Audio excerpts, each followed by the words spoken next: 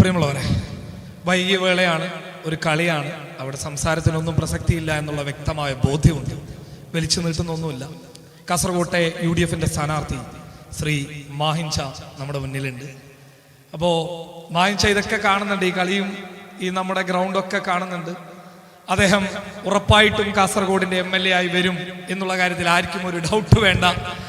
അത് 100-ൽ 110% അത് നടക്കാൻ പോകുന്ന കാര്യം തന്നെയാണ്. അപ്പൊ അദ്ദേഹം ഇനി അങ്ങോട്ട് നല്ല ഗ്രൗണ്ടുകൾ, നല്ല രീതിയിലുള്ള മൈതാനങ്ങൾ കാസർഗോഡിന് സമ്മാനിക്കുമെന്നുള്ള ഉറച്ച ബോധ്യവും വിശ്വാസവും എനിക്കുണ്ട് എന്നുള്ളത് ഇവിടെ നിങ്ങൾക്ക് മുന്നിൽ പറയാണ്.